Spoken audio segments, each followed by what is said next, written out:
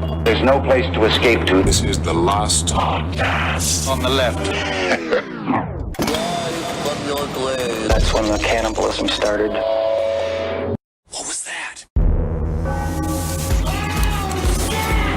We're looking for a new lead singer in our band, Chubby Boys. You are the perfect man. I can only be on your band if you spell boys with 2 I's and a Z. Can I please come into your band? I tell you, I have the most absolutely ferocious voice in all of Norway. Let's hear another sample, please. Do you want to hear the thunder of Odin's hooves? As if they trample their way through the studio? Are you ready to hear the yawping Let's of do the it. the many wolves and the hawks that Get on come it. from my fingers? Uh-huh. Here we go. And a 1, 2, 3, 4. Welcome to the last podcast on the left, everyone. I am Brett Kitzel. That's Marcus Parks in Los Angeles. We have death metal Henry Zabrowski. Black metal, rather. Black metal, goddamn evil. It is difficult. It is extremely difficult. That's what we're talking about today. It's Norwegian black metal part 1. Oh, yeah. And This is a whole series. Yeah. A whole series. I have to say, full disclosure, I could not tell any of these bands apart. They all look like the girl in the well from the movie The Ring. They have long hair. They look like they've been weeping and just like sitting in water for a long time. And it sounds like you're living in a nuclear warhead. I don't know what this music is. You haven't spent a long enough time with it. I've been listening to it the last 5 days straight since we started working on the episode. Again, I think Marcus is going to bring this up in the show. I'm also I'm a heavy metal fan. I'm pretty casual, but I like traditional thrash metal. I like Sure. Metallica, the stuff that you get at the record store. Now that I'm starting to listen to it, I fucking love it. Yeah. And then now you go past that lip. If you listen to it long enough, now I can pick them out. I'm like, oh, okay, that's Bathory. That's Mayhem. Burzum is the one that sounds like a nerd taking his pants off. It does sound like a big fat man slowly revealing his asshole while that ominous music plays in the background. So is it fair to say we won't be getting into Third Eye Blind in this episode? Is that right? Third Eye Blind will be largely ignored during this series. Oh, okay. Well, the early 90s Norwegian black metal scene is among the most notorious in music history. From 1991 to 1993, this small corner of the music world produced murder, suicide, arson, and some of the best music of the metal genre. I have a question. Would you equate the black metal scene to the East Coast, West Coast rap battles of the early 90s? You know, I was thinking that, and I think the only reason it didn't get as much press is because these guys look like human marshmallows with eyes. And But skinny marshmallows. Skinny marshmallows. Yeah, they're just soft. They're like, I think there's a Simpsons episode where they go into a different dimension and Homer can just be poked through. Yeah. They look like they have bodies like that. Yes, they all look like the arm from Twin Peaks: The Return. Yeah. You know, these guys are very. It's very specific, right? But they were huge in Norway, in Scandinavia, in Europe. The black metal controversies were massive. Yeah. They were all over the place. They were all over the tabloids. We just didn't get them as much because metal, just normal metal in the U.S. was seen as very evil. Right. So when we were seeing that stuff was just forbidden. We didn't get half that black metal stuff unless you were a huge fan, right, Marcus? Well, black metal never really took hold in America. There's plenty of black metal fans and a lot of black metal bands. We met an awesome black metal band in North Carolina just this weekend. Hello, how you doing, boys? Yeah, they gave us a vial of their blood. Yeah, it's in my Yeah, office. and you guys kept it. I thought that was interesting. Marcus kept it. You should have seen because the security guy was right next to me, and he's like, "Man, you gotta check this out. It's a vial of my fucking blood. My girlfriend's been keeping it for a year." And the security officer's next to me, and like, "Do you want me to wail on him?" Amazing security no. at the show in North Carolina, and they were not needed because the people were wonderful. Absolutely not. The black metal dudes were awesome. I made friends. Good, Yeah. good. Yeah. But it never really took hold in America like it took hold in Europe. And like you said, in the early 90s, we were more concerned with Tupac and Biggie. Tupac, Biggie, what was Kurt Cobain up to? Yeah. And of course the Satanic Panic, which we've talked about on a regular basis. And Yeah. when we do the West Memphis 3, we'll get more into that too. Yeah, we never really got into black metal because nobody was listening to black metal in America at the time. First off, this episode would not be possible without the fantastic book Lords of Chaos by Michael Moynihan and Diedrich Söderlund. It's so good. It's great. It's so fucking good. And I know some people take issue with this book's veracity, but I couldn't really find specifically what it was that people took issue with. The only person that I could really see that had a lot to say about this book, as far as what's true and what's not, is Varg Vikernes, who is not the most trustworthy of people in the first place. Why not? He always has a thing to say. Always. He always has something to say. He's constantly running his fucking mouth. He's somewhere between the Snowden / Timothy McVeigh of the black metal scene. He loves to talk. So he's a sociopathic leaker? Is that what's happening? Okay. Yes. I'd say he's a leaker. All right. Into his pants because he's peeing his pants. Oh, It's a funny I joke. see. But he's always full of it. I think what you make a good observation here is that this whole shit was done by teenagers. Yeah.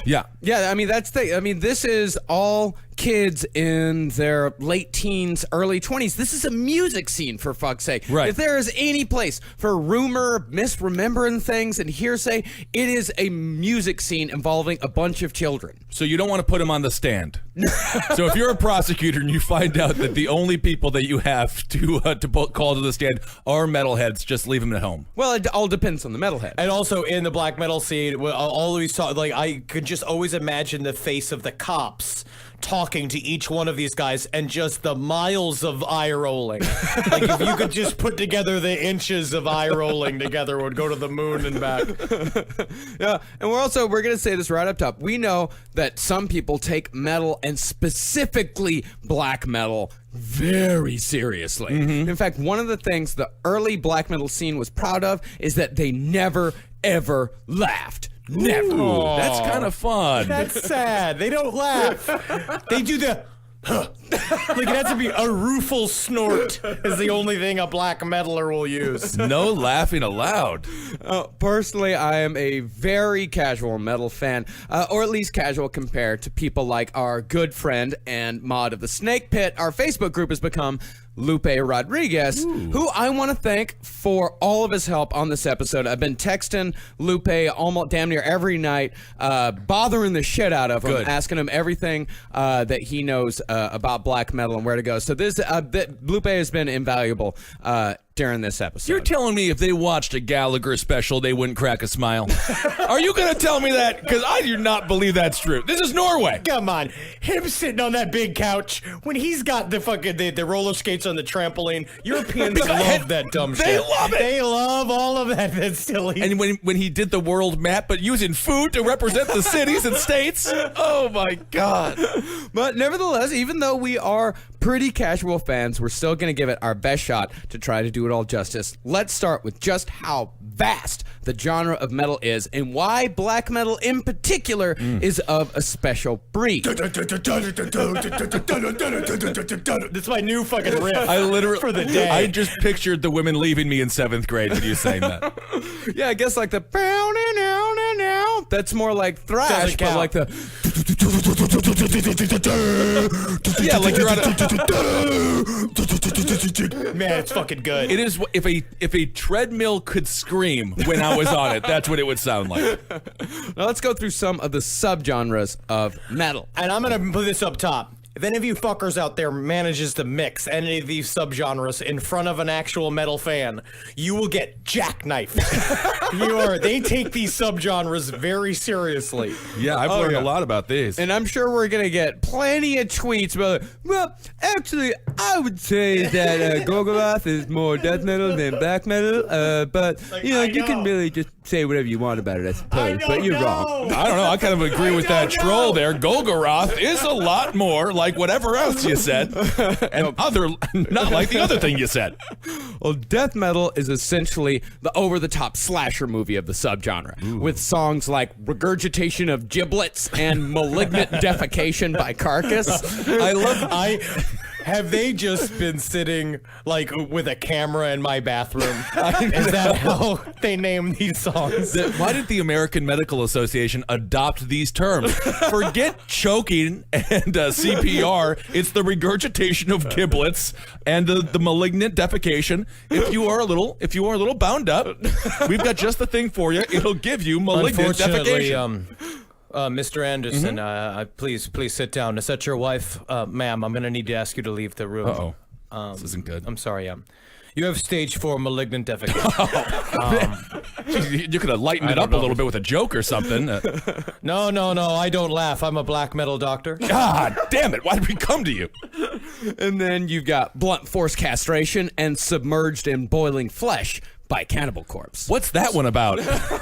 I think submerged in boiling flesh technically means he went to Six Flags and he forgot his sunblock. Yes. So he's just burnt in second-degree burns. Oh my just being goodness! outside. I just think about scenes from the documentary for Unit 731. Oh, yeah. Oh my goodness! They did that in real life. Oh, yeah, man. Yes. Now, interestingly, death metal has two main points of origin. Stockholm, Sweden, which makes sense, and Tampa, Florida. Good luck, Tampa. I hope Tampa's doing okay. That's Yeah. like fucking. My family's just sitting there, like your family, Kissel. Yep. You're waiting for this hurricane, just hoping that Odin shows up Yeah. and saves them. I will say, my parents, they're in Fort Lauderdale. My brother and his husband there as well, or future husband, and they are cocky right now. Aren't they? Didn't they send you? they're Didn't cocky. they send you a picture of your brother's fiance wearing a clown suit on the beach? On the beach, and I said, "What?" It was so horrifying, more horrifying than this new Pennywise. Is he and getting then my paid to do viral marketing for it? I don't know. And then my brother-in-law or future brother-in-law was just like, just wanted to ease the tension. It's one of the most horrifying pictures I've ever seen. Anyway, yes, we're with you, the people of Florida. We love you. Then there's doom metal with bands like Witchfinder General and St. Vitus, which our local metal venue here in Greenpoint is presumably named after. Hello, What's up? St. Vitus. We love you very much. Oh, absolutely. And we'll be back very soon. I love St. Vitus. Then there's folk metal, a personal favorite of mine, with bands like Fintroll and Torisas, which also has the subgenre of pirate metal, with bands like Ailstorm and Swashbuck. I don't like pirates. It's fun. I don't like pirates. I don't like pirate-themed things. I didn't do good in Tampa when they did they have a pirate festival.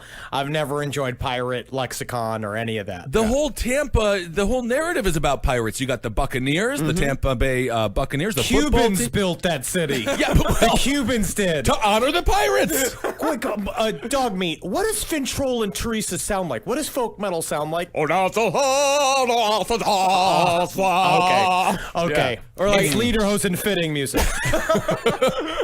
But there's a lot of like boom, dum, dum, dum, I like it. dum, yeah, I went and saw what is it, Pagan Fest at BB King's a few years ago with my friend Megan. Teresa's played that along with a couple of other folk metal bands. It was super fucking fun. It's really fun to watch live. They did a pagan fest at BB King's. Yeah. Yes. I can imagine there was a lot of very intrigued customers when they walked into BB King's Jazz Club when it was pagan fest. Oh, no, dear. I thought it said Bacon Fest. I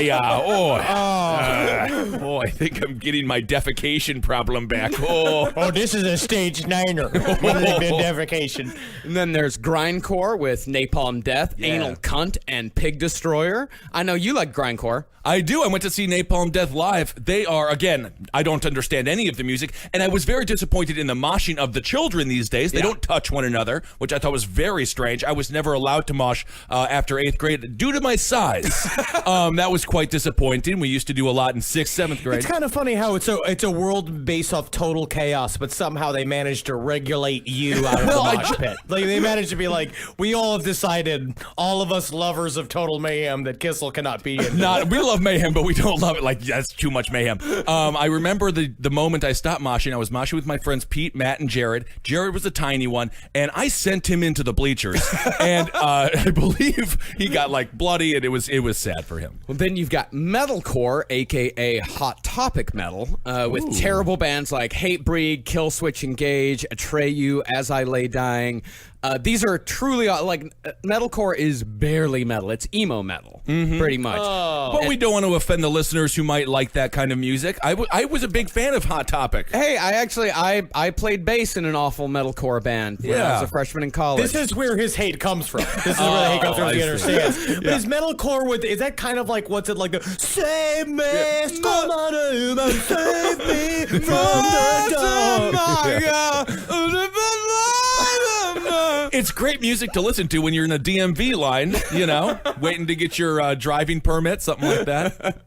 Then you also got speed metal, that's your Motorhead and Judas Priest, Yeah, which cool. dovetails with thrash metal, Metallica, Slayer, Megadeth, Pantera. This is pretty much the most well-known and most successful genre. And also, it's the one genre that the guys from black metal, those are the ones that they appreciate the most. All those top tier guys, they always talk about Judas Priest, they always talk about Metallica, they talk about Motorhead and Pantera. That's how they would meet up. Well, they would come from Sweden, Norway, and meet up at these big bands, these big shows, and that's where they would sell their metal in front of it, which is kind of cool about how they have their also very strict hierarchy of who's cool and who's not.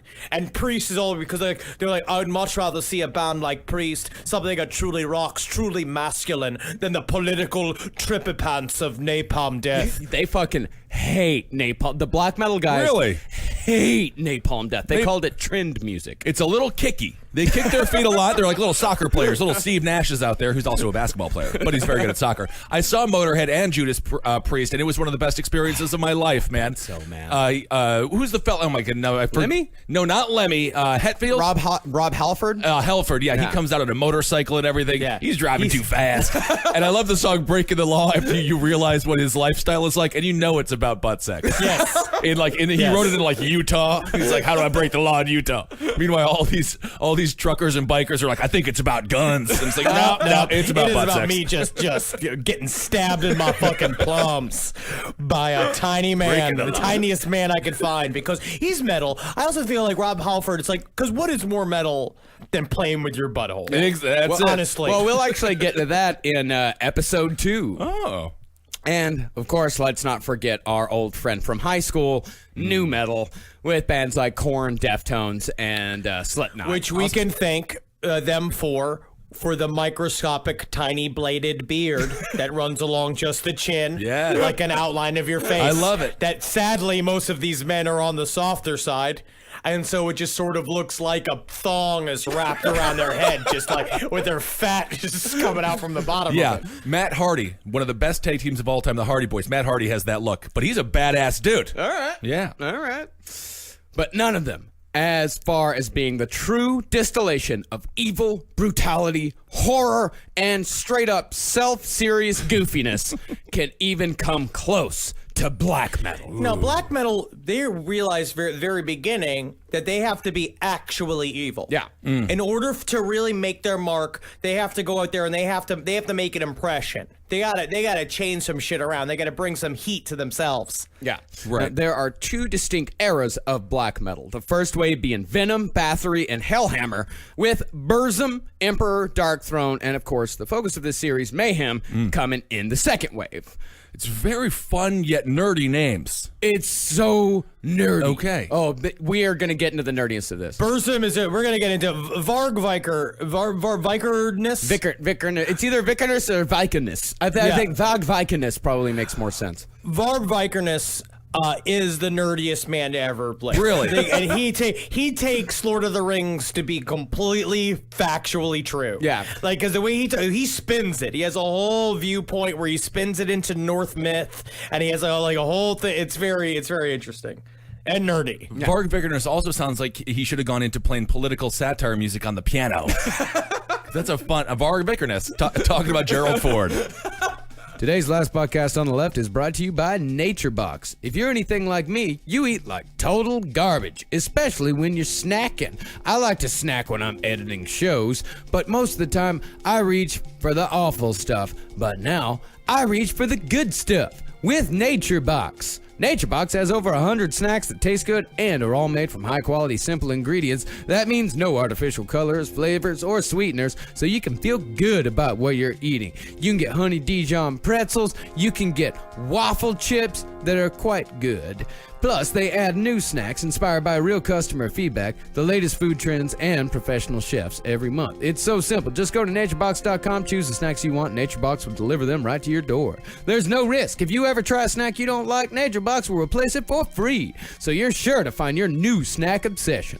Right now, you'll save even more. NatureBox is offering our listeners 3 free snacks with your first order when you go to naturebox.com/LEFT. That's naturebox.com/LEFT for 3 free snacks with your first order. naturebox.com/LEFT. Now, black metal would arguably not exist without an English band called Venom, who coined the term black metal in their 1982 album of the same name. Now, Venom were among the first to use overt, no room for interpretation, satanic imagery. But the thing is with Venom is none of them took it seriously. They had the pentagrams, the goats, and fucking awesome songs with titles like In League with Satan. But these are mostly just like rock and rollers who like theatrics, and they just thought the Satan stuff was fun. They were just having fun with it. They're so much, honestly, they're great. They're really great. They're a lot of fun. It's very like AC/DC if it was like totally about Satan. Yeah. They have a whole Black Mass album. But they were just doing it to get laid. Yeah, sure. And of course, you have to give the kids something that'll anger their parents. And what angers parents more than satanic imagery? Oh, without a doubt, man. But nevertheless, even though they didn't take it seriously, Venom laid down the foundations of the black metal aesthetic. Extreme opposition to anything Judeo-Christian except Satan. Good. Almost constant blasphemy and absolutely ridiculous theatrics. For example, the names. The guys in Venom, their real names were Jeff, Tony, and Conrad. Oh my goodness, they sound like a bowling team. Yes. They sound like the 3 guys at IT that you don't talk to, and when you go past they stop talking when you go past the door because they're saying something weird in there. Yeah, the guys at the desk who are just violently headbanging while they insert data onto an Excel sheet. But on stage, Venom were Kronos, Mantis, and Abaddon. They don't sound like a bowling team at all. No, man, that's like 2 real dog meat and the truth. That's Wow. what we're doing, man. Holy, it's so much cooler.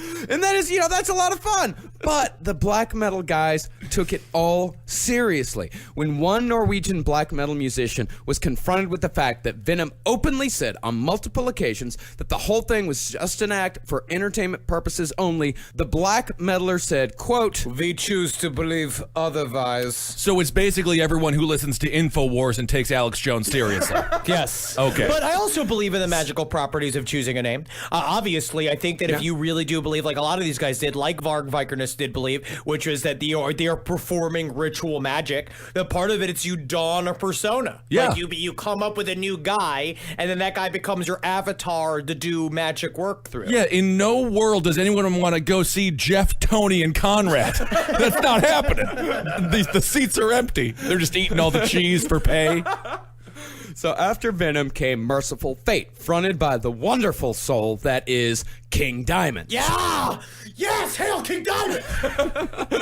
Diamond took the theatrics a step further, attaching 2 human leg bones tied together in an upside-down cross to his mic for live shows. Have you ever seen Fuck yeah. live I've seen footage it. of King Diamond? It's fucking sick. I also cool. I can't imagine anyone being like, there's no way this isn't serious. This is deadly serious. It's 2 human leg bones, of course. How'd you get those leg bones? There's just a poor girl in the back, just sitting on ice. Go, King Diamond, go!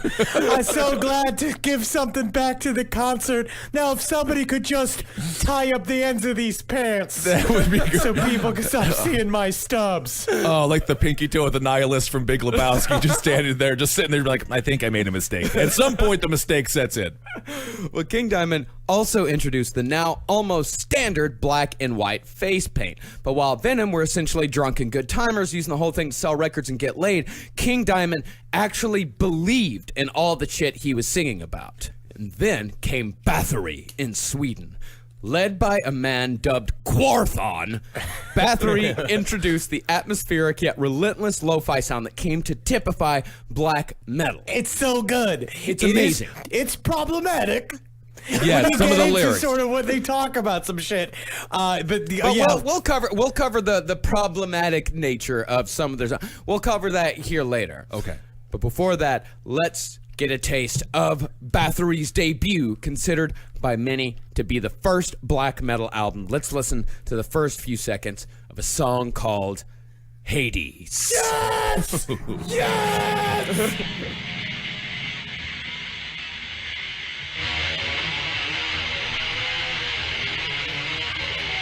Fuck yeah!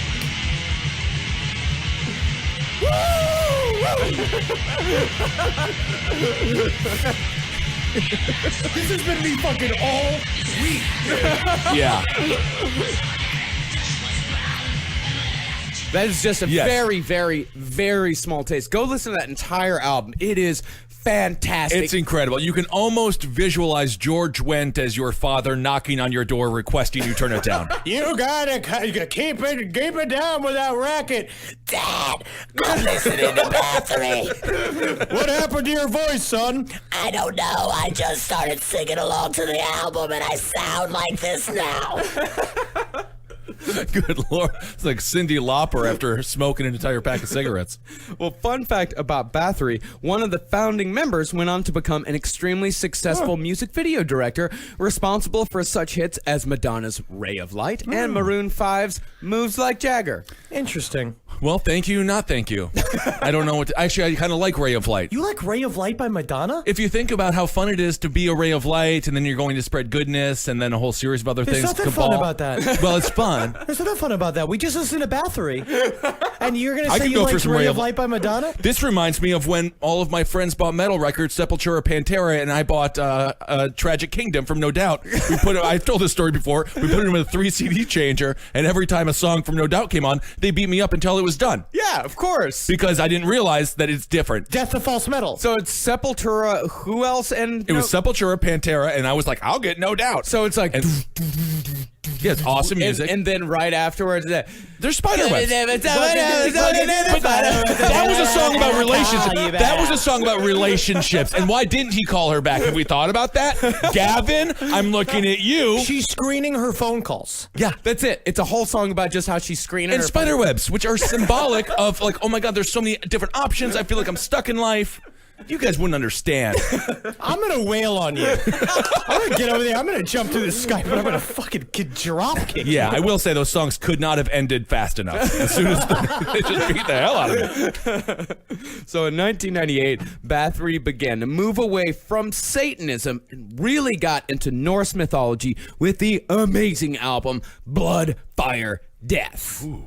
But in addition to satanic and Norse themes, Bathory also dipped a toe into Nazi imagery, particularly in the song Under the Runes. But it's kind of how it all gets flipped towards Nazi territory, right? Where, because like Under the Runes is supposed to be about this kind of concept, which Varg Vikernes also brings up about burning the churches. What he says is that what you're supposed to do symbolically, you're burning these things that get into the soil, because that's where our pagan roots are. Under the Runes means where it's like in certain churches, they would put runes around the sides of the doors. So basically, so you're burning them, which was, because that was supposed to just be a nod to the old pagan culture. Now we're going to replace it all with Christianity. They're supposed to be about like the idea of Asathru and like the pantheon of Norse gods and all that shit. But the thing is that as soon as the Nazis use it, you can't get it back. Yeah. Every single time they try to use it, because they put like, it was I forget what it was, the tri-hammers. It was some kind of symbol that they used. Yeah. It was like flaming hammers. That was like a thing that the Nazis used.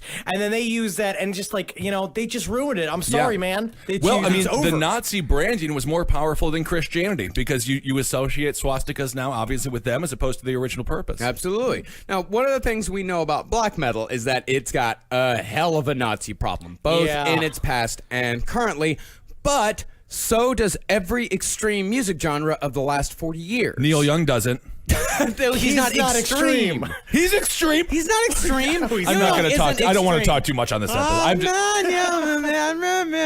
he needs a fucking maid because his house is filthy.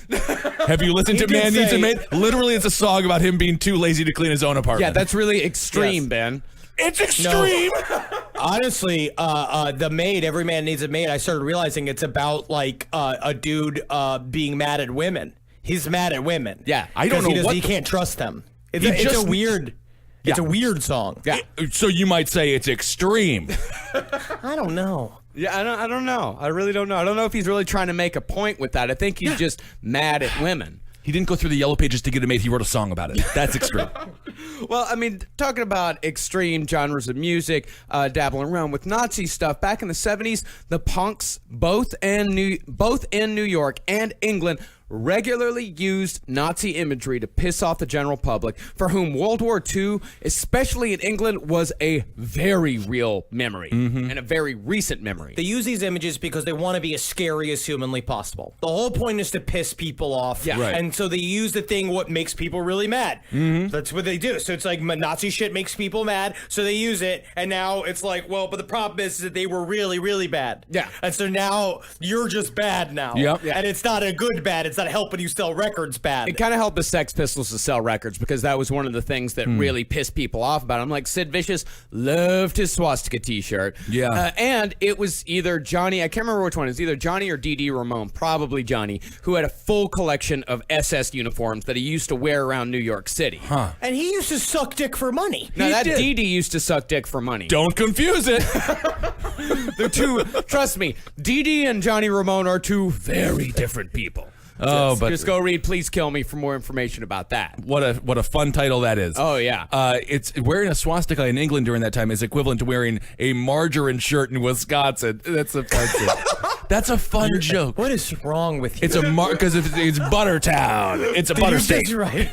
Are you writing for Reader's Digest? I've got a big headlining update. I got a big headlining show October 20th in Ohio. I'm coming up with That's bits, right. and I That's think right. I got a new opener. Kissel did not like my joke. Kissel not my joke because he wanted to talk about. I forgot what it was. It was so he was talking about something about horses. Oh yeah, about like get rid of the Confederate soldiers, keep the horses as a part of the statute. Sure. That's a funny bit. And I said, well, I thought would be a funny bit is about the idea that we consider horses to be athletes, right? Oh, Like that's- when Seabiscuit was shows like Athlete of the Year. But the thing is that like in Italy they eat horse meat, right? So that'd be like if us in America just ate LeBron, like we ate LeBron steaks, and Kissel didn't like that material, that source material. You know, I'm getting into black metal, and I can't laugh anymore. If I could laugh, I would laugh so hard at that hilarious bit about eating LeBron James. Well, the point is, with few exceptions, both in black metal and in punk, they use this stuff for shock value. For fuck's sake, Joey Ramone's real name was Jeff Hyman. Hyman. Uh-oh. Yeah, he was about as Joey Ramone was about as Jewish as you could get. Now, most of these guys, they weren't taking it seriously. They weren't having rallies and meetings and printing off pamphlets. There's No. a big difference between using swastikas in art and marching side by side with Nazis. Of course. And trying to spread the word about it. I mean, these guys are using it for a very specific purpose. They're not just doing It's it. still the problem is that it's just still dumb. It's still dumb. It's still yeah, dumb shit. I'm not saying But it's great, but it's still dumb. I mean, they're a bunch of kids. Well, they're shaky. That's what art does. Art has to shake you out of the norm, otherwise you're not going to recognize it. Which American Horror Story using the circles, was it tryptophobia? Is that Yeah, the name of yeah, it? yeah. A lot of people are getting upset with that, but it's like that's what art is supposed to do: shock you a little bit. Yeah, absolutely.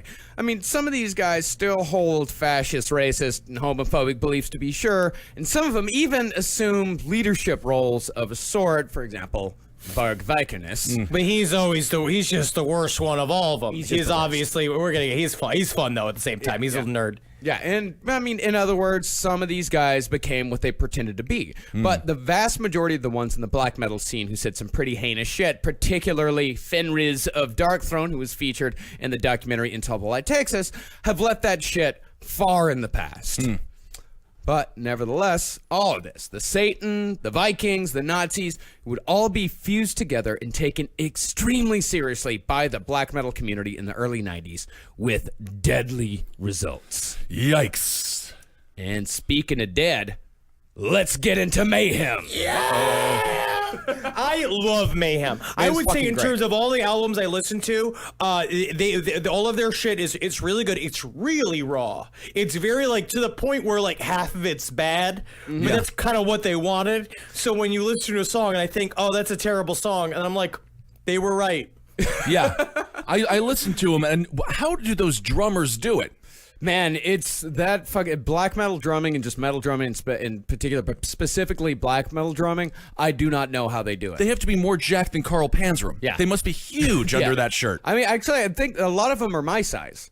Well, Yeah, some of them are really big. Like Hellhammer was a pretty big dude, but a lot Lord. of them are just like these tight, ropey, skinny fucks like me. A lot of ladies love the drummers. Yep, that's right. They do. With good reason.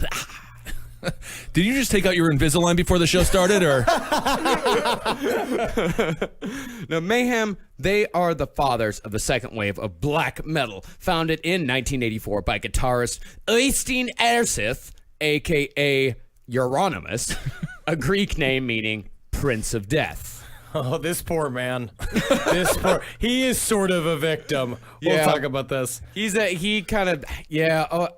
Euronymous he's a very interesting character. Yeah. But he got in way over his head. Yes.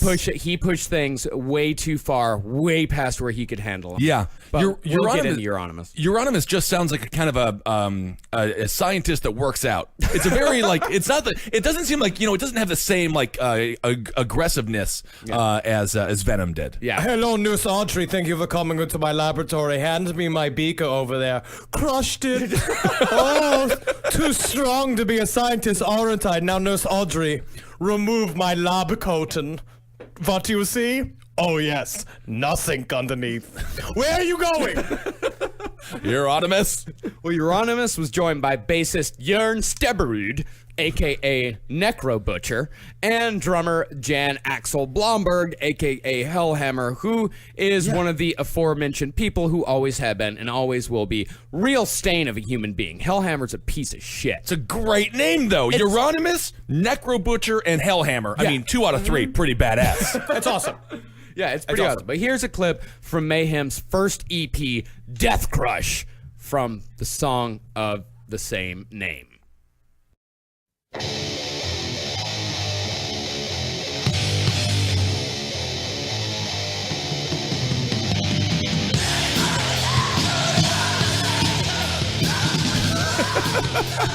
I just picture the scene from Wayne's World when Garth is like, "Get out of my way," and the guy's like, "What did he call him, a nerd or something?" Excuse me. You should see me at the gym listening to this shit. When I am at the gym, I am just going crazy. It's great. I must be very scary. I love the idea of you at the gym just like curling 10-pound weights, just aggressively listening to this next to dudes just like jacked up. Me and my bands. I'm doing the bands, like all my tension training. Oh man, I love Death Crush so much. Absolutely. So much fun. Just picturing Henry bringing his own Thigh Master to the gym, just lying down. Excuse me, can I have a towel? Can I have a towel? I don't want to get any of the floor mats wet or anything because I know how unhygienic that is. Excuse me. Slowly moving my knees in and out. And that EP also has one of my favorite metal song names, Chainsaw Guts Fuck. Oh. Yeah. What's that one all about? So in 1988, Mayhem got a package from a vocalist named Per Undlen containing a demo tape, a letter, and a teeny little crucified mouse. I hate that. What did he start a podcast about serial killers and true crime? And that's the shit that you get in the mail all the time? Oh, yeah. Was it a real mouse? It was a real mouse. Oh, leave the mouse alone. And it wasn't like taxidermied nice or anything like that. It was a decaying, rotting mouse that was just nailed to a little cross. Unbelievable. You mean a great application to be in a fucking black metal band? Yeah. I guess so. He got in too. No kidding. Yeah, he joined the band as a vocalist and took on the pseudonym Dead. Yeah. Yeah. It's a little on the nose, isn't it? Yeah. Well, the reason why he called himself Dead was because he actually believed that he was dead. He believed that he had died as a child and was still somehow on this earth living, as he said, in a dream that he would soon wake up from. The only things that I can hope for is that one day I wake up in the bedroom of a nobleman as a beautiful, nude, illuminated boy, because deep inside of me somewhere, that is what I'm trying to find within my music, is the wonderful, innocent, nude, illuminated boy that is inside every mine. Your name is Dead, huh? Okay.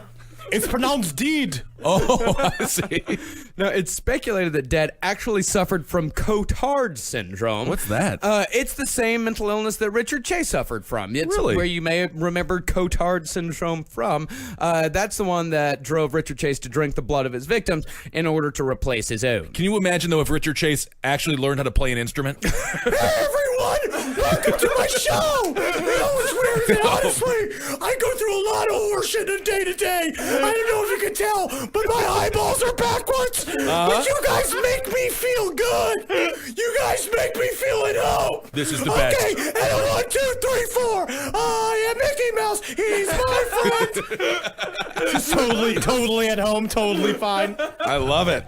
Today's other sponsor for Last Podcast on the Left is Stamps.com. Going to the post office can be such a drag. Lines are long, it's always out of the way. Thankfully, you can avoid the hassle of the post office and instead mail everything from postcards to envelopes to packages, domestic or international, with Stamps.com. Stamps.com lets you buy and print official U.S. postage for any letter, any package, any class of mail using your own computer and printer. Simply click, print, mail, and you're done. And unlike the post office, Stamps.com never closes. Print postage for letters or packages at your convenience 24/7. Plus, they'll send you a digital scale that automatically calculates exact postage and helps you decide the best class of mail based on your needs. Even get discounts you can't get at the post office. Stamps.com brings all the services of the U.S. Postal Service right to your fingertips. We use Stamps.com here at Last Podcast on the Left because we're a small business. We know that a lot of small businesses out there that listen to Last Podcast on the Left, they mail stuff out. We got all kinds of people that make cool shit. Stamps.com, it's a fast and easy way for you to take care of all that stuff. And right now, you too can enjoy the Stamps.com service with a special offer that includes a 4-week trial plus postage and a digital scale without long-term commitments.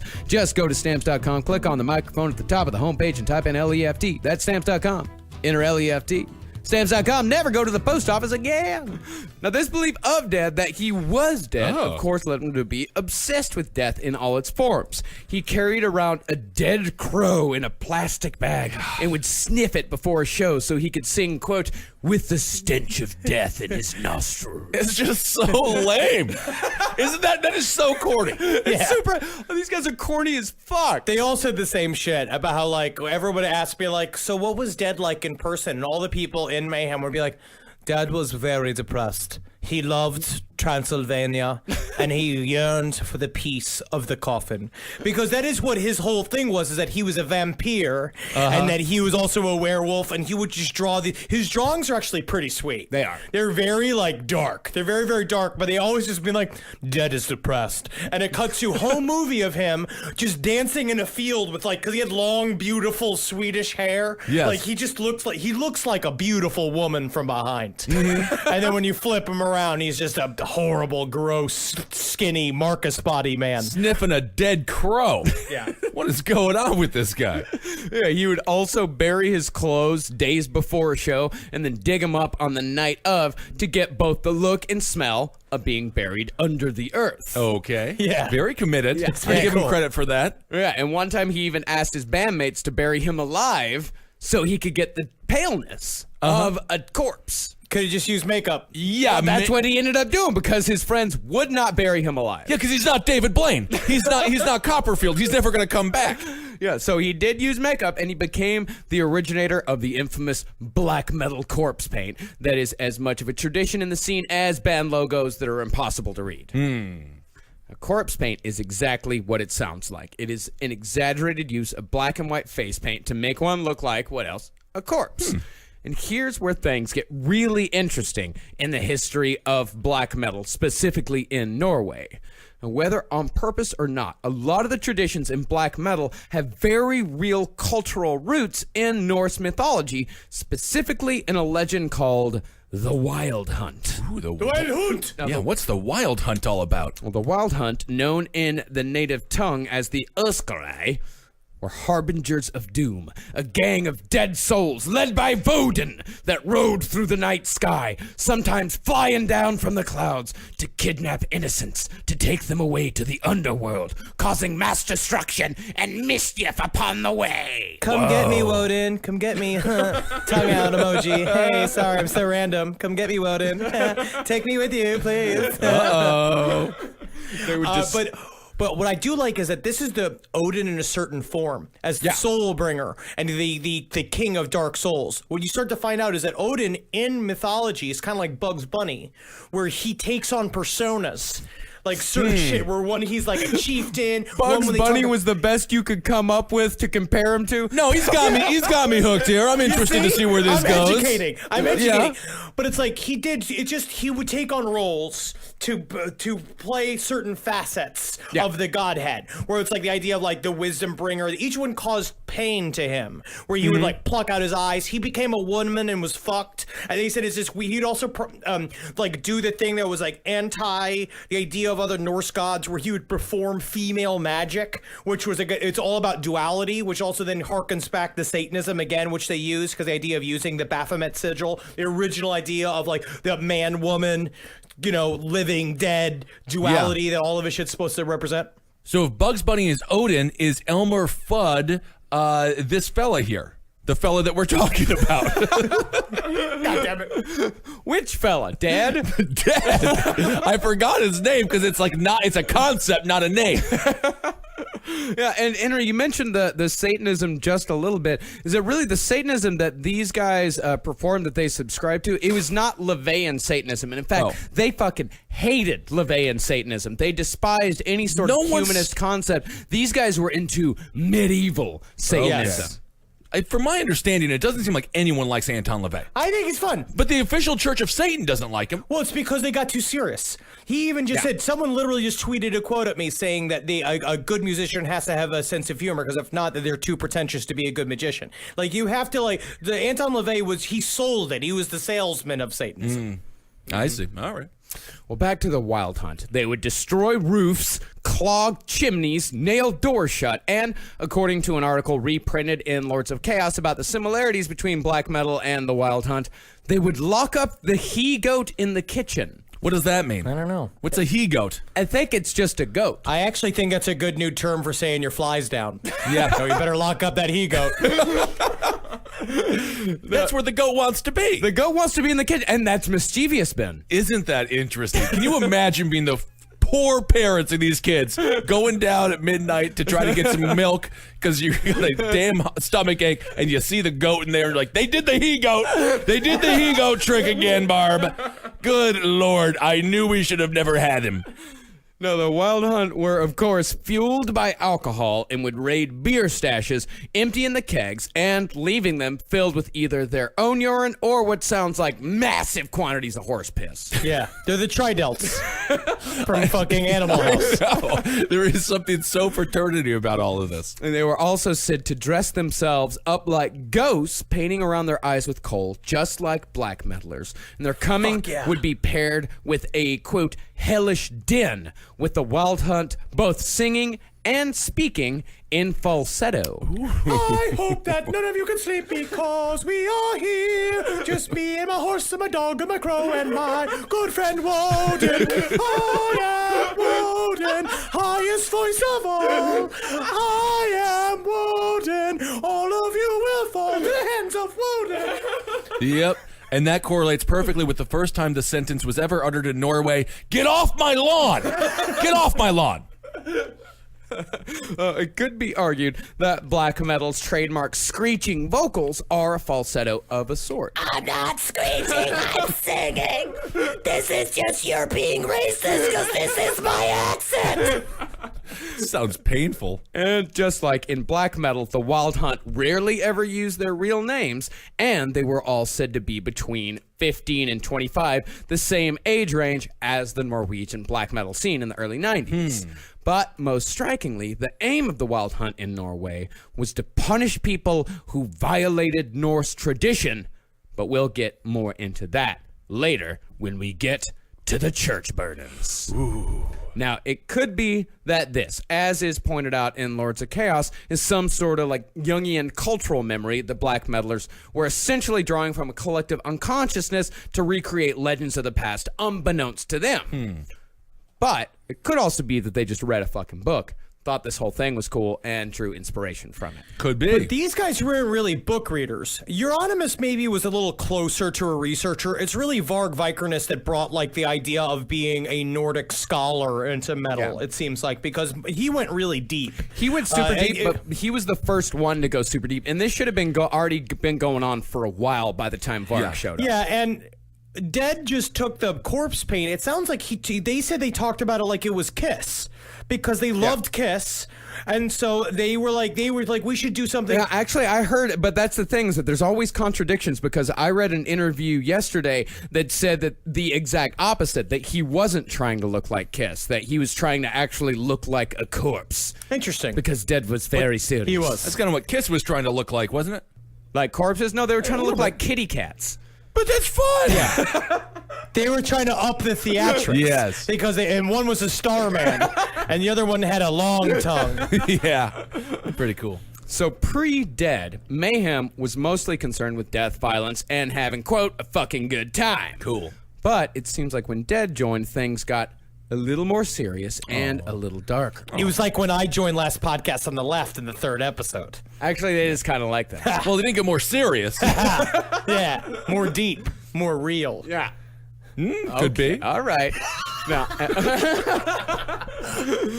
at one show, Dead broke a beer bottle halfway through and cut his arm so deep he made himself sick from blood loss, but still finished the show. Good for him. Gushing blood, and when they took him to the hospital after, he was told it was too late for stitches, so he just got a fucking badass scar. And so they literally partied around him in the after party while Dead sat on a couch saying like, I wish I could have a good time, but I don't feel good. And they were like, we Yeah. know you don't feel good, man. You fucking you slashed your fucking wrist tonight. And he was like, it was metal, but like, this is kind of the consequences of your actions, man. Yeah. And he's just like, just somebody blow like some weed like at me, man. Because also like, I have a weed test coming soon for my work in McCracken's, which is the Norwegian version of McDonald's. Oh, I love it.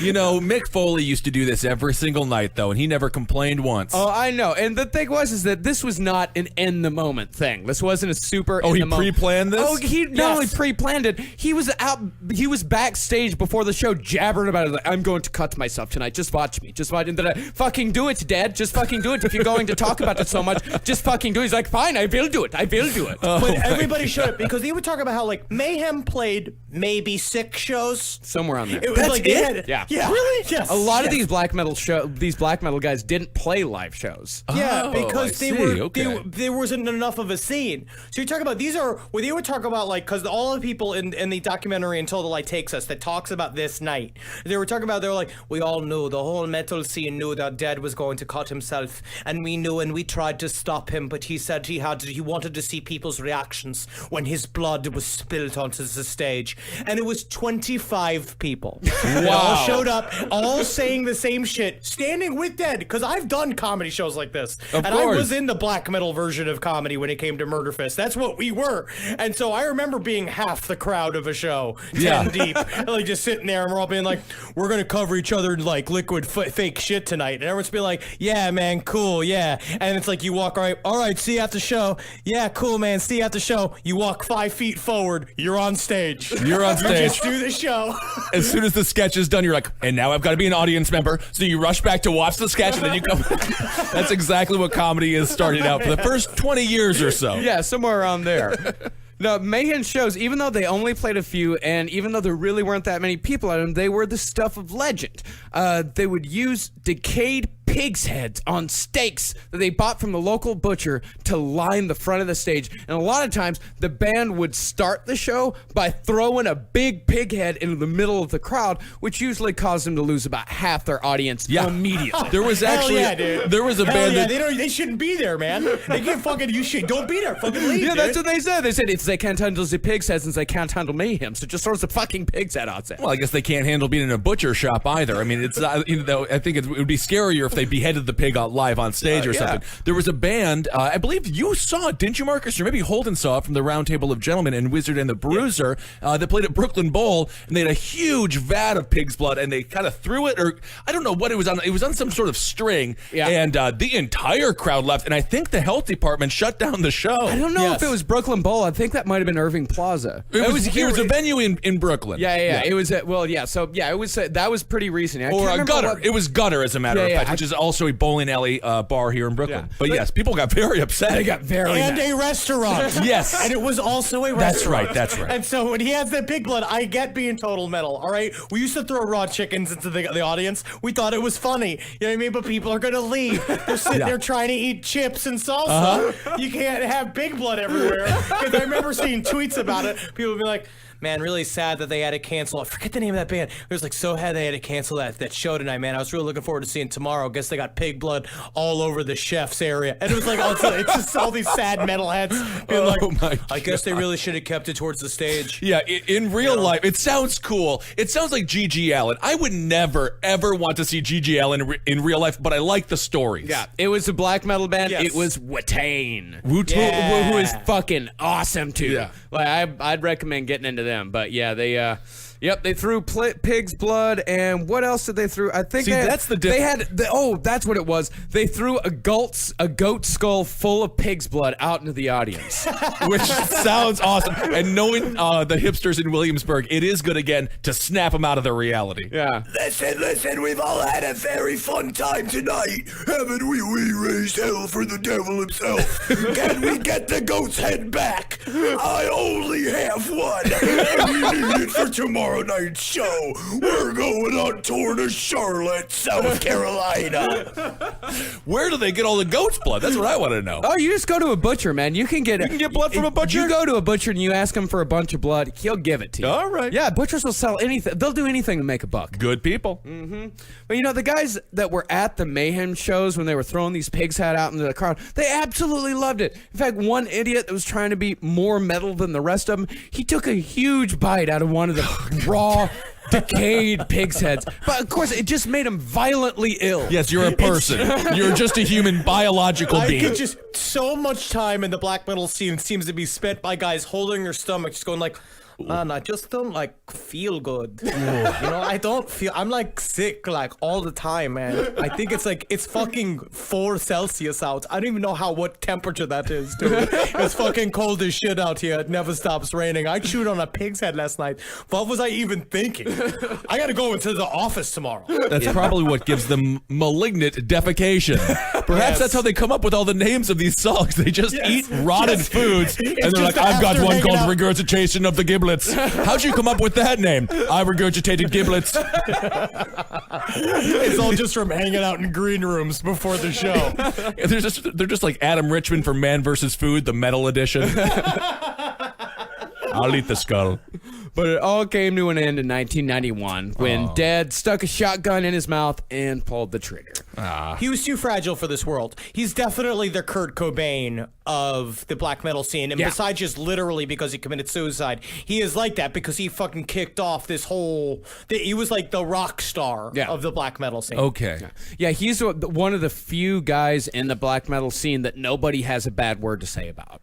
Dead? Yeah, dead. Really? Yeah, usually these guys talk so was just much boring. shit about it. They talk so much childish little girl shit about each other constantly behind the back, like, he's not as metal as he says he is. Yeah. But Dead is the only one that pretty much universally everyone says this guy was the real fucking deal. They're like radio DJs with no actual content. They just pick fights with one another, and then that's the whole reality show aspect of it.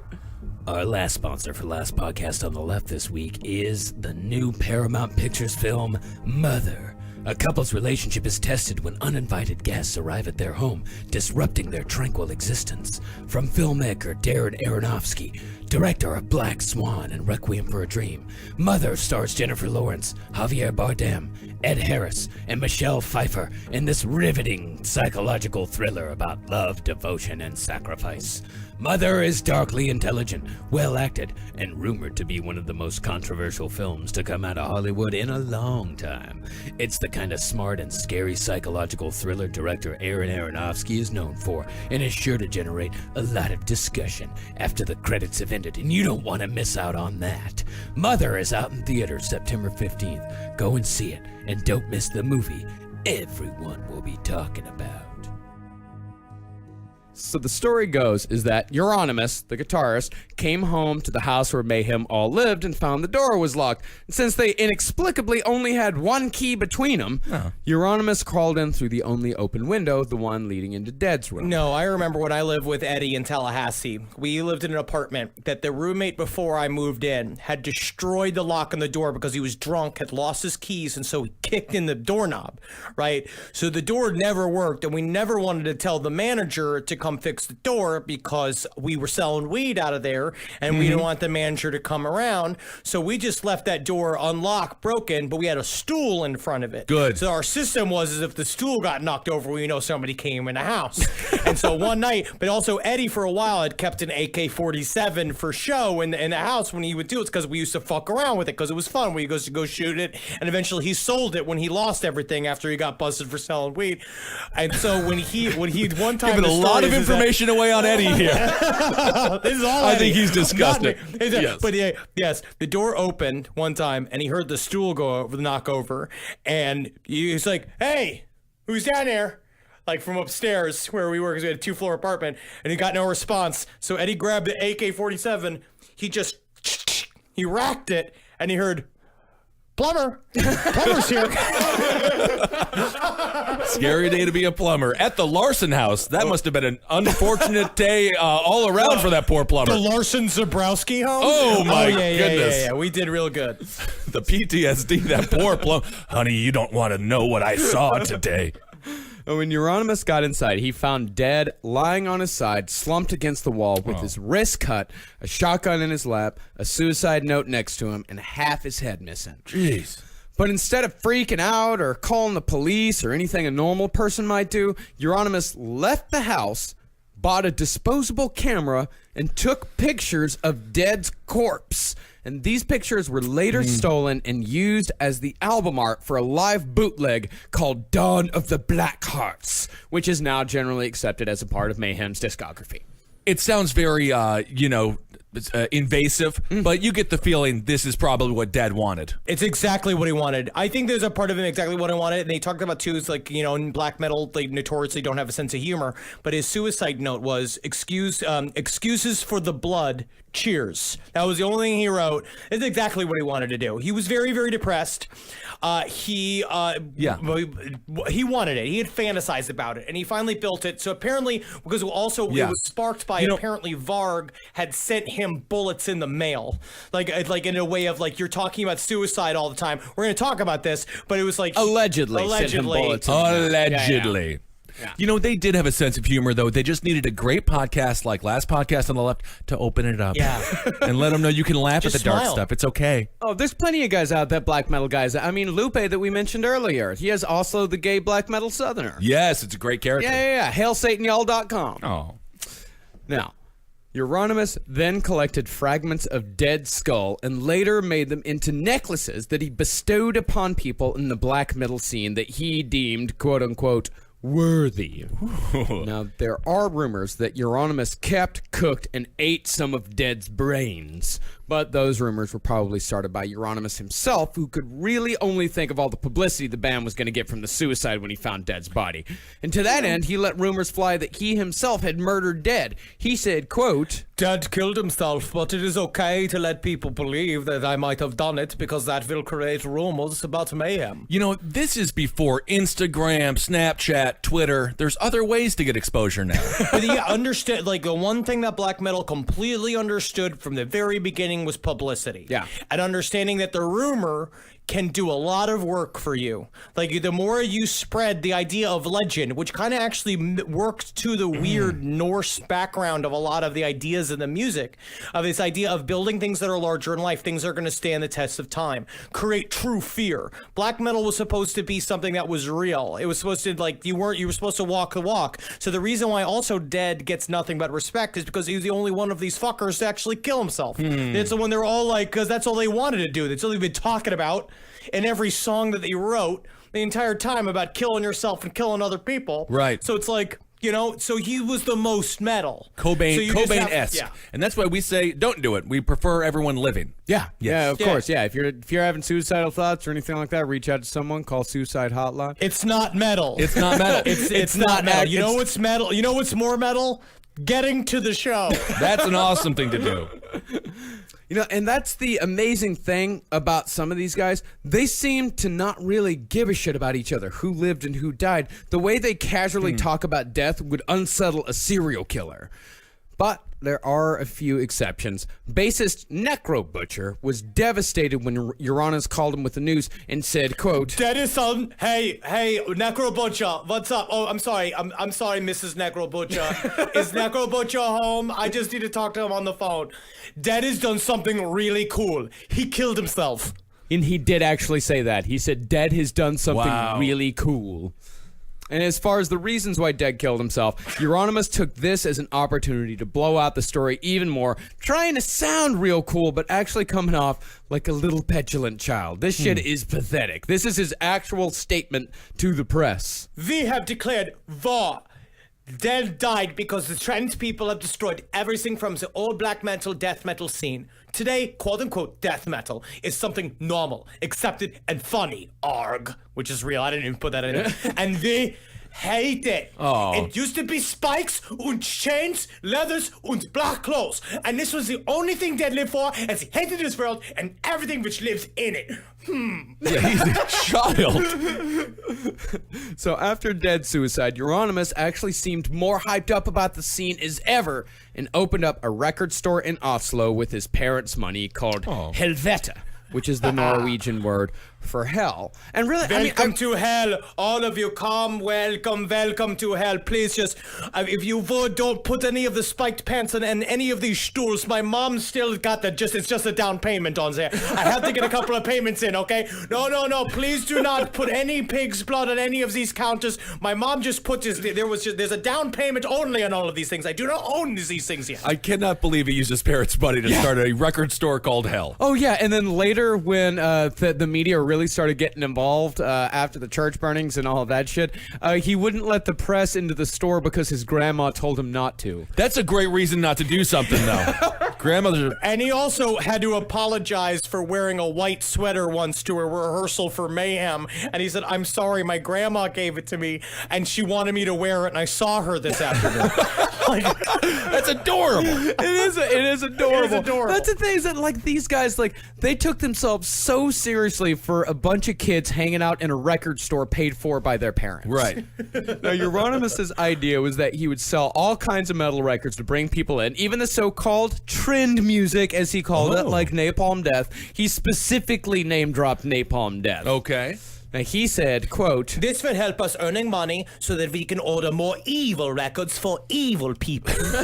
And that was true, because that's what they said. It's like black metal is only for truly evil people. You have to be evil. Everybody around is evil. And now what Euronymous is very smartly doing is creating a hub for black metal where it's got a nice little basement where people go to. They spray painted a really shitty pentagram on the wall where all the bands would go to fuck, like at night when their parents were home, where people would crash that were visiting from other places. He created an epicenter that allowed it to be like he became leader of it, and then he could say that's real, that's true, that's real metal, that's false metal, and hold court. Like a nerdy, stinky Playboy mansion for no one that actually wants to have fun. oh, listen to this shit. Their original idea for the shop was to make it pitch dark inside so people would have to carry torches to browse records. That sounds fun. In no way is that a fire hazard. That's totally cool. Yeah. After realizing that was a stupid fucking idea, they settled for just making it very dark instead. It is dark. That's what they said. A lot of times they would even talk about that in interviews. They were like, Helvete, man, like it was no joke, like it really was like, honestly, very dark. Like, like to a point where it's discouraging to people trying to buy a record because, like, I'm going there, I'm trying to spend money, but I can't read. I'm bumping into things. He's screaming at me about how he hasn't finished the down payment on half of these things that are in the store, and I'm like, well, maybe if we put like a fucking lamp, even some like candles or something, dude. Right. Maybe not a great businessman. Oh, he was an awful businessman, which is gonna possibly lead to some shit later on, at least a theory of some of the shit that happened later on. And so the black metal scene finally had a hangout, a central gathering place for black metal musicians and fans. And people would actually show up in the middle of the day, painted up with corpse paint to try to be a part of the group. Because That's fun. He said it was a mandate, right? It became out of being like, you have to impress Euronymous. Yeah. So these poor dudes would just show up and just like on the bus, like full corpse paint, like being driven by their parents out there, just being like, don't wait for me outside, Mom. No, you just go around the corner, go to the fucking store. I have to go talk to Euronymous, the king of evil. Oh my god. Like a Studio 54 for goths. Oh yeah, a lot of these guys came from wealthy secular families. No kidding, they had time to dress up in paint and go to a record store. Yeah, in other words, these were guys who were desperately looking for something to rebel against. And the best they could come up with, in the words of some of their own members, was that life with Norway's high standard of living was too good. Uh-oh. That's what they said. And Norway was also a very liberal country. Yeah. The idea of like the idea that what Varg Vikerson ends up getting is 21 years is the most you'll be for arson and murders and all of this shit. Like it's a very lax prison system. It's very like it's a sweet place. Oh yeah, it's Yeah. too nice. Yeah, it's way too nice. Yeah, in fact, when some of these guys got arrested later on, they were saying like, "This prison is too nice. It's way too nice. I've got a toilet here. This should Yeah. be much. It should He be said, much like- worse than." Oh my god. He was screaming about how he wanted to be put into a dungeon. Yeah, They all should have they need to be sent to New Orleans. they need to be sent to Angola. yeah, just understand what difficult life is. Yeah. Let's put you in a supermax prison and see how brutal you think that is. Yeah, man, get their wig split, dude. Uh-oh. Get their fucking butt cheeks spread. They're not gonna fucking handle it. They run into Big Herc. They're Big not Herc? gonna be able to handle it. Yeah, and we're not saying that that's good or that's better or anything wanted like it, that. though. But that's what they want. So by mid-1991, the black metal scene revolving around Helvete included bands like Dark Throne and Immortal and Emperor, who I fucking love, and of course, Mayhem. These guys were referred to by Euronymous as the Norwegian Black Circle. Yeah. But there was Sounds like a circle jerk, but everyone is soft. It sounds like the thing that is forming in this chair from the puddle of sweat that happens from my butt every time we do the show. Things the audience didn't want to know, but now do. From Henry Zabrowski. But there was one band that was the driving force of the infamous crimes that most people know the Norwegian black metal scene for. That band was Burzum. Ooh. And it only had one member that we have mentioned many times already, Varg Vikernes, a.k.a. Count Grishnak. I actually think his original name is more scary. Yeah! Yes. Just go with his Varg original name Vikernes. is like, I forget, isn't his real name like Steven? 'Cause Christian. He changed it from Varg, yeah. His real name is Christian Vikernes. That's also good. Yeah, and then he changed it to Varg, and then he gave himself the pseudonym Count Grishnak. And we'll get to know Count Grishnak in all his bullshit glory my in goodness. episode 2. Count Grishnak sounds like he loves M&Ms, but only the brown M&Ms. And he has them all separated. Well, what I hope is that by next episode that you guys read all 3 of the Lord of the Rings trilogy so that you can understand some of the hot wisdom Yeah. that Count Grishnak throws down because he breathes a lot into it. I think we're going to have to, we'll have that nerd alert on full blast the next episode, I think. You listen to Varg, he's like, I hate the hobbits. The hobbits are just they're terrible. I'm more identified with We've got a nerd He alert. calls We've got a the nerd alert. elves like the elves remind him of pompous Jews. You're like, wow. What a psycho. That's like what a way to Oh my flip it. God. It was never supposed to be offensive. No, you it's just not. got all the way to the bottom of it. Oh my God. All right. Well, that is part 1 Norwegian black metal. Very informative. And get out there and listen to some music, I guess. That might blow your minds. Yeah, this first episode, like this is just laying the groundwork for everything. It's just what you need to know to really understand how all this ended up in fucking, over 40 churches being burned and 2 murders. It got really serious. It's kind of interesting to see how like it was this nerdy real movement of just people like because they all made really cool music. Like great music. during this time period, really cool music's going around. They're really they're dedicated people. They're trying to make. I like the idea of the total like the non-ironic like we're into this. Like I love real metal. I love that people that are really like true metalheads. But it's crazy how it spins into murder. Yeah. Like it becomes a whole thing where it's like a rep. People's rep is like is too much. It's why like the same thing with East Coast West Coast rap battles were happening too, where it's like there's something about reputation and you're standing on the street. Yep. That like that pride is really evil. And then, of course, there's a lot of people, I don't know about the Norwegian black metal scene, but in the hip-hop reference, making money off of it. Yeah. And I love it. I don't think it was quite there with them. No, it was not quite there with them. Yeah. But the thing is about these guys, about rep and about street cred, is that there's a reason why shit got more intense after Dead killed himself. Because Dead upped the ante. Yes. You know, Dead took it to the next level because at this point, these guys were still just hanging out. Yeah, they were talking about doing evil shit. They were talking about being evil. But then when Dead killed himself, that upped it to the next phase. You know what? So Euronymous had to start talking more shit about being evil and about being more metal than anything else. And then when Varg comes into the scene, it's pretty much Euronymous and Varg egging each other on and just trying to one-up each other. And then it eventually ends in the deaths of 3 people because a lot of people just say it's 2 murders, but a fucking fireman died during one of those church burnings. Think about that. You know, the best way to do it, the best way to up the ante is what Alice Cooper did. Just start playing golf.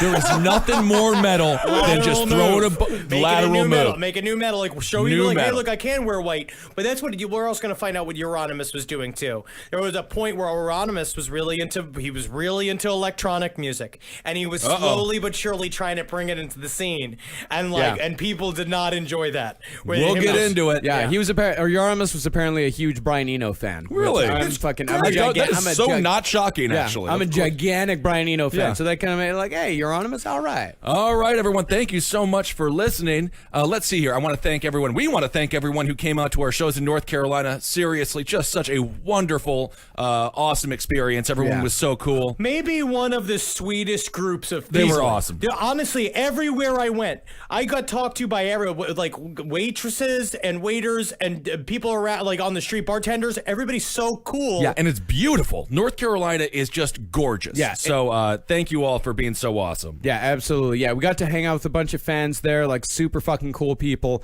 Yeah, we want to just thank y'all for being really fun. Why did we stay out till 3:30? We stayed out till 3:30. This was a rare occasion. I was home by 12:30. Yeah. Because my eyes went cross when I was talking to someone, and I was like, time to go. Yeah. You were on autopilot at one point. I saw you, and you were just like, what if we just burn this whole bar down? Like, you said like some weird cryptic thing, and I was like, Kissel, you all right? She's just like, I'm just saying playing with ideas. We're just playing with I'm ideas. not sure if I requested arson, but perhaps. Yeah. But yes, that was a wonderful experience. Yeah, and then me and Henry ended up at a windowless bar talking with a bunch of people about the Mongolians and the Great Plague.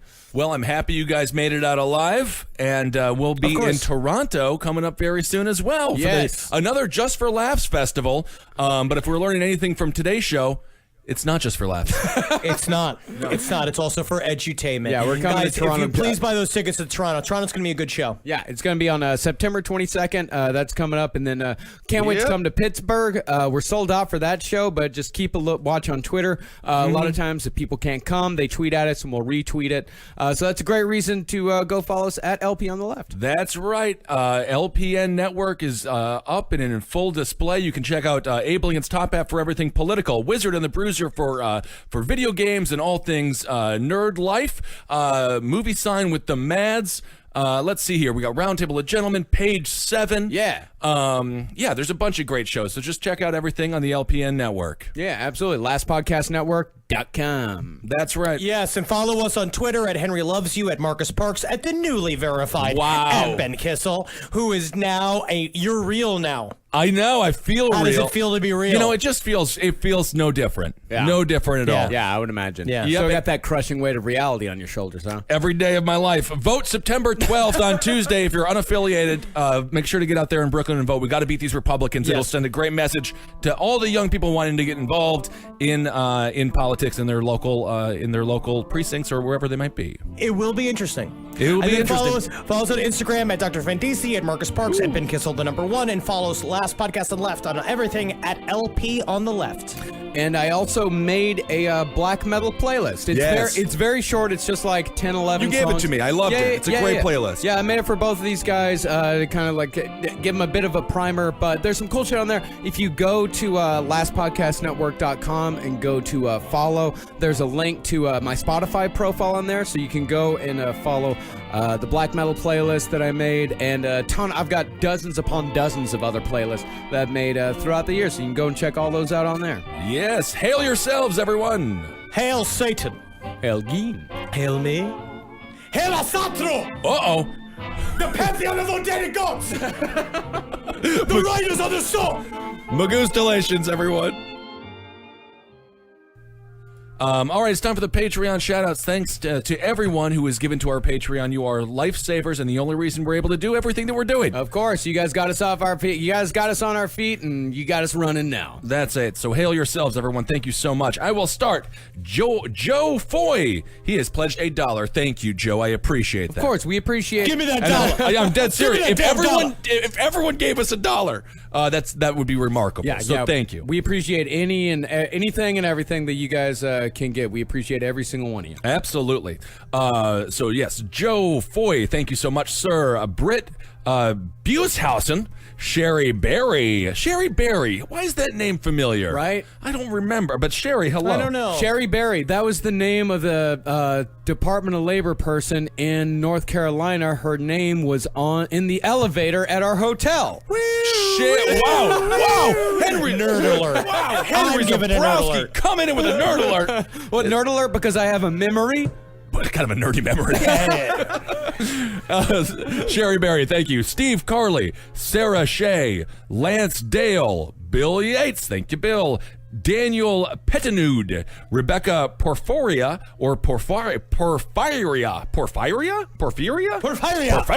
Rebecca, thank you.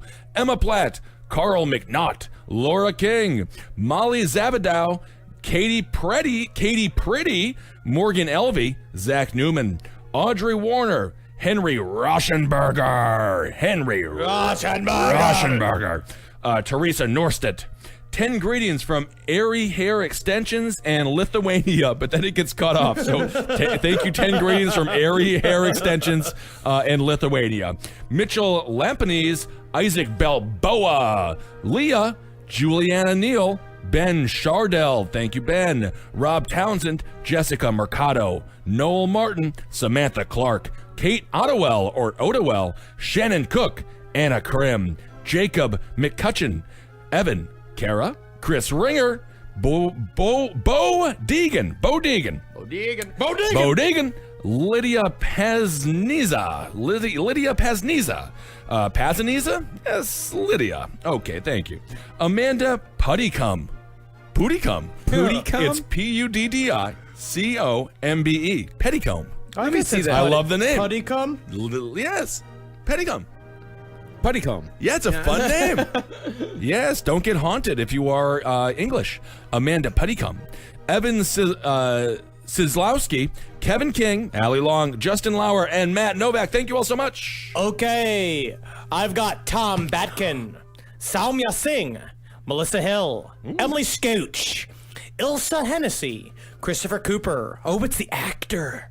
Ooh. Zeke LaFlame, Jill Nowidley, Victoria McCabe, Kel Thornton, Zach Andrews, Thomas Whitcomb, Carson Newman, Elliot Delap, Julia Gire, Ryan Russell, Tyler Wood, Akira Barrows, Dr. Bradshaw, Brad Leschak, Courtney Elmore, Henry Ho! We know one of them. We got one of them. Paul H. Agicorte. Actually, it reminds me, I finally learned what the term thought means. What is it? The THOT? That hoe over there. No, it doesn't mean that. Yes. Is that what it means? Yep. Well, THOT, okay. that hoe over there. I thought it was meant something different. No, that hoe over there, Yeah. which I think Yeah, is yeah. inappropriate. That hoe over there. But Yep. this is another thing with the acronyms then. They just spelled the full Also, word in my the other middle. thing of- too is, do you say, when it says AF on the thing, and I know it's supposed to mean as fuck, do you say AF or do you say as fuck? I think you say AF. Oh man. I think it's up to you as a human. as What if I to how choose you wanna suicide? participate. What if I just choose suicide? You're allowed to do whatever you want. Selena Goss, Caitlin Gregory, Morgan Croft, Brian I, Emily Kirkpatrick, Heather Lynch, Ryan Corres, Molly Coffey, Brandon Thurston, Osama Bati, Gareth Sloan, MJ Hall, Christopher Johnson, Kiefer Smith, Andrew F. Dyer, Genevieve A. Hartman, Rick Underhill, Jekyll and Hyde, Andrea De La Hoz, Kai Diane, Alicia Kadam, Maggie Senglesub, Linnea Seidelgard, Andre, Alex Webster, Cassie Collum, Katie McLean, Katie Davis, Alexandra Phillips, Alex, Lane Aarons, Alicia Russo. I believe we know her. Okay. I believe we met her over at Outlands, I believe. Very nice. Hail Satan, girl. Bianca Trujillo, Fernando Infanzon, Danish Tanvir, Kevin O'Brien, Dark Lorg, James Heish, Jessica, Diablo Sauce Packet, Riley Wolf, Janelle Burdett, and Ryder Jacobson. Did you say Diablo Sauce Packet? Yes. I love that. That's a great name. I got Dylan Wedeke, Weedike. Uh-oh. It's either Wedeke or Weedike, one of the two. Catherine Lipinski, Bridget Dubin, James Avramenko, Tori Lacey, Ben Lee, Human Instrumentality Project. Yeah. Matt- Good. Yeah, Sure. dude, that's from Evangelion, dude. I like it. Matthew Taylor, Charlie McAwesome, Elisa Landy, Chelsea Vance, Shelley Renee, Okay. Sarah Ray, Barry Bryan, Lucy Jane, Michael Rivera, Greg Lewis, Nick, Cody Hatch, Sam Hain. Cool. Why Come is to the that funny? October show. It's already So sold when? out, so it's too bad, but Saben, Amy Haslam, Ibal, Carter Merritt, Jimmy Champagne, Oh, I like the Jimmy Champagne. Wow. Lauren, Kaylin Williams, Molly Rebecca, Matt Kibler, Vonnie Wallace, Rainer Sambale, Christy Tuppen, Alex Petralia, Patrick Scholes, Alexandra Brown, Elsa Matson, Elizabeth Fleming, Sarah Bridgeport, Charity Lang, Chance Broussard, Haley Green, Austin Sherrill, Jordan Pagano, Sarah Hill, and Stephanie Murphy. Hail yourselves. Thank you all very much. I got a couple of more names here. Yuri Bystrom. Thank you very much, Mr. Yuri. Corey, coming in hot. Nicole Schultz. Jacob Birdwell. Rowan. Angie Wenham. Tasty Troll Bait. Oh my goodness. No. Tasty Troll. That is wild stuff. Diddy Jensen. Christina Castro. Megan. SMO. Itori. Michael Brookfield. Jamie Kigan, or Seigan, I believe it's probably Kigan or Kigan. Jamie Kigan. Braddock Transtrom. Ooh, that's a great, strong name. Braddock Transtrom. Joshua White. Dana Rizzo. Jared Wolf. G. Marco Simone. George Marston, who I must say, thank you, George. My goodness gracious. Did he give? He gave. Okay. Oh, he gave, Marcus. Some did gave George all. Marston give? Yes. MD Penman, James Tingle. I'll finish it up here with Elford Garza, William Hayden, Chris Schotten, Whitney Alexander, Bruni, Ian Byram, Colin W. Lewis, Tony Moore, Christinier, Bobby Dunnard, Seth Saylor, Christy Harris, Serafina Cruz, beautiful name, Serafina Cruz, Michael, Sarah Hong, Amber B, Daniel Fortis, Sarah, I'm assuming it's Sarah, but it might be Sari, so I'm going to say Sarah Gessner or Sari Gessner, Mariana Violet, or Violet, Neil French, Gavin Gavin Crabtree, Nick Gieski, or Glasgow, Nick Glasgow. Thank you all so much. Hail yourselves. Dan Masters, Casey Roscalella, Rockazella, Julianne Ashby, Letty Hunting, Mary Doyle, Chris Centango, JD Filiaga, Will Howard, Samantha Garcia, Leah Belancio, Zach Borjas, Dave Evans, Courtney Nicole, that's cute, Michael Cahill, Becky, Tokiwa Lewis, Simon Tierney Wig, Ricky Zalmond, Joe Almanza, Trundle Manor, Thomas Robertson. My name is Thomas Robertson. Cosette Descasser. Cosette, I love you very much. That's from, Les Mis. Oh. Patrick Shires. What does Lauren Les Mis Elise stand Lister. for? The Miserables. Huh. Now, why would you want to hear about that? You're fucking, it is a wonderful story. Megan Floyd, Haley Muh, Casey Hermanson, Melinda Noble, Martine Baruch, Mick Carroll, George Athan, Bobby Heaton, Jodie Faulkner, Michael Booth, X is the Weapon, Paulina Venegas, Anna Bautista, Toby Shields, Alex Quayler, Thomas, Julie Green, Chelsea Hoff, and Daniel Moore. All right. I got to round it all up. Haley Morris, Todd Burt, Autumn Campbell, Eric Silva, Lucian Dillon, Tyler Alley, Declan Fitzpatrick, Julie Q, Joe Rosenblum, Kathleen Jenkins, Caroline Watt, Greg Dunn, Anais Malero, Jessica, I'm sorry for mispronouncing your name, Anais Malero. Jessica, Sarah, come to New Hampshire, Rooney. Oh, it was a request. That's a request. Oh, all I'd love right. to. Zach Zakowski, I think, or Chakowski, one of the Let two. me see that one. This is Yeah, my yeah. people. Yeah, go for it. Zach Chakowski. Cool. Yep. There you go. Pablo Baez, The Biggity Bang. Randall, Samantha Rankins, Jerry Reed, Miles Curtis, Adam Wilson, Cameron O'Connor, Chelsea B, Kira Grant, Allison Stedman, Ryan Peterson, Haley Shanks, Brianna, Nina Gabriel, Callum Roberts, Kira Christopheridis, Lee Gallup, Melissa Kelly, Robert Smith, Vanessa Harris, Brett Gregory Thrasher, Jonas Calioniemi, Okay. Jacob Perron, Walter Mulligan, Elizabeth Kinney, Alicia Barradine, Elise Manley, Katie Odell, Pam, Kat Kneb, Dora Colton, Jeffrey Smith, Patrick Swayze. Look at that. Look at that. Speaking of dead, huh? Speaking of dead, Wow. I love R.I.P. by the way. Love R.I.P. Swayze. R.I.P. Leah Jarvis, Kelly Jean, and Benjamin Davis Brockman. And one last big shout out to Mike from North Carolina. He got diagnosed with ball cancer. And I hope that he's fucking beating it right now. Well, what do you? Well, I don't know if that's the right term to use for it. You should fucking go at it. Yeah, man. Fucking you calm that cancer out, Mike. He's a very tall man. Well, yeah, Mike, we're with you. And one more, Alex Petralia. All right. Hail yourselves, everyone. Thank you so much for listening. Can't wait to see you at the live shows. Hail Satan. Thank you for your money. And thank you for your support. Helgeen, everyone. Magustalations. Yes, Magustalations.